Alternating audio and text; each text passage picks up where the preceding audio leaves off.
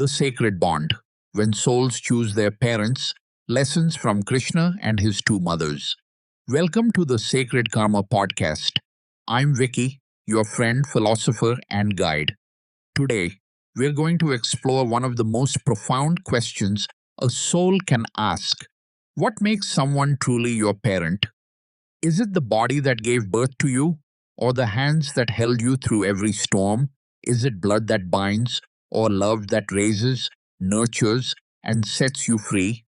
And for those of us who have walked the path of adoption, either as parents or as children, this question isn't just philosophical. It lives in our hearts. It echoes in our silence. It asks to be understood. So today, I want to take you back thousands of years to a story so sacred, so beautiful, that it has guided millions of souls across lifetimes. The story of Krishna and two mothers. Two mothers, one divine child. In the city of Mathura, a child was born in the darkness of a prison cell. His name was Krishna. His birth mother, a woman of royal blood, gentle and devoted. But the moment he was born, he could not stay. A prophecy had been spoken. A tyrant king had vowed to kill him. And so, in the quiet of that night, Krishna was carried across a river, away from the mother who gave him life, and into the arms of a humble cowherd woman in the village of Gokul. The cowherd mother did not give birth to Krishna, but she became his mother in every way that mattered. She woke to his cries. She sang him to sleep. She scolded him when he stole butter. She wiped his tears, kissed his scraped knees, and laughed at his mischief. She worried. She prayed. She loved him as only a mother can, without question, without condition, without end. And Krishna, he called her mother. He ran to her arms. He showed her the universe itself when she looked into his mouth one day, fearing he had eaten dirt. In that moment, she saw stars, galaxies, the entire cosmos. But what did she see most clearly? That this child, divine or not, was hers to love. The dharma of nurturing. In our sacred texts, there is a word, dharma. It means duty, righteousness, the sacred role we are meant to play. And when it comes to parenthood, dharma is not defined by biology. It is defined by action. The one who feeds is the mother. The one who protects is the father. The one who teaches, guides, and sacrifices, that is the true parent. His birth mother gave Krishna the gift of life, but his cowherd mother gave him the gift of childhood. She gave him laughter, safety, belonging. She gave him a place to grow into his divinity. And here's the truth that our ancestors understood so deeply. Both were sacred. Both were necessary. Both were love. There is no competition in divine love. There is only gratitude for every soul that plays its part in raising a child. The great epic's hidden lesson. Let me take you to another story, one often overlooked. In the great epic, there was a warrior named Karna. He was born to Kunti, a queen, before her marriage. Afraid and ashamed, she placed him in a basket and set him afloat on a river. He was found by a charioteer's wife and her husband. They had no children of their own. And when they saw this baby, abandoned and alone, they didn't ask where he came from. They asked only one question: who will love him if we don't? So they raised him.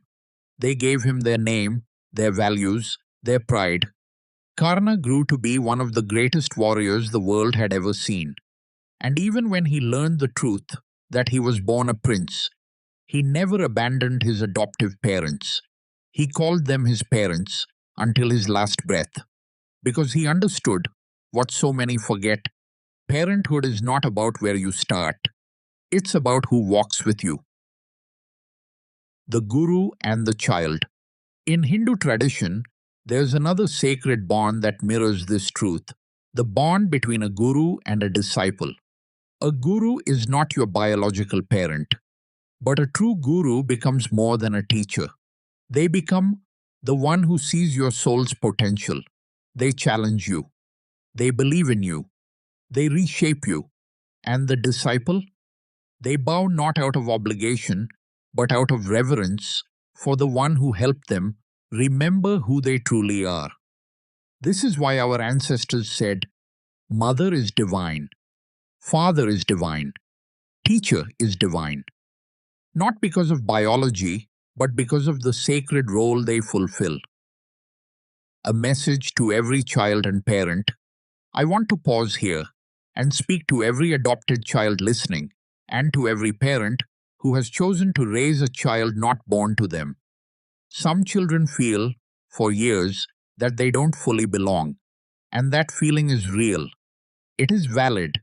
It deserves to be honored. No one should ever dismiss that truth. But here's what every adopted child needs to hear.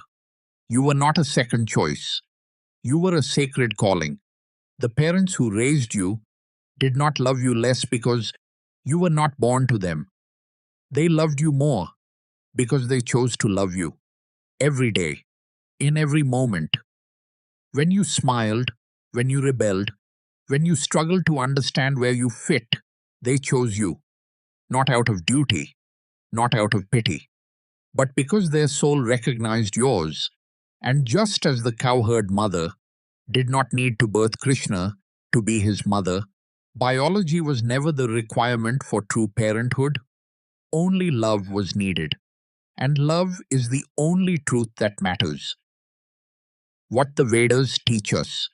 Our Vedas are not just books. They are maps of the soul. And in them, there is a beautiful teaching. Where women, where mothers are honored, there the divine resides. Notice it does not say birth mothers or biological mothers. It says mothers, those who nurture, who sacrifice, who love. And in the ancient wisdom texts, we are reminded, see your own self in all beings. When you raise a child, any child, you are not raising someone else's blood. You are raising a soul that came to you because somewhere, beyond time and form, you agreed to walk together. That is not obligation. That is divinity. To every adopted child, if you are listening to this and you were adopted, please know this. Your feelings of not belonging are valid. You are allowed to grieve the parents you never knew. You are allowed to wonder about the life you might have lived. You are allowed to feel everything. But also know this. The parents who raised you, they were not accidents. They were answered prayers. Yours and theirs. You do not owe them your pain. But you also do not owe them perfection. You owe them only honesty. And if you can, one day, allow yourself to see them not as replacements, but as the souls who said yes when the universe asked, will you love this child as your own? Then healing begins, not because the past changes, but because the present becomes sacred. To every parent who chose love, and to the parents who have adopted, you are living the dharma of Krishna's story. You are the cowherd mother. You did not create the life, but you are creating the soul's foundation. You are showing a child that love is not limited by biology. It is expanded by choice. Your child may struggle. They may pull away. They may say things that break your heart. But that does not mean your love was wasted. It means your love is being tested. And you are passing the test simply by staying. Do not wait for gratitude. Do not measure your worth by their words. Measure it by the truth you know in your soul. You were meant to be their parent, and that is enough. The thread that never breaks. In the end, family is not about DNA. It's not about names or inheritance or who looks like whom. Family is about the invisible thread, the one that connects soul to soul, heart to heart, lifetime to lifetime. Krishna never forgot his birth mother. He honored her, but he lived his truth with his cowherd mother. He loved her. Both were sacred, both were real, and so it is with adoption. You can honor where you came from and still belong where you are. These are not contradictions, they are the fullness of love. So today, I offer this blessing. To the child who wonders if they were wanted, you were not just wanted, you were called. To the parent who fears they are not enough, you are more than enough. You are chosen. To the families built not by chance, but by choice, you are proof that love is stronger than biology. And to my own daughter, if you ever hear this, you do not have to feel like you belong.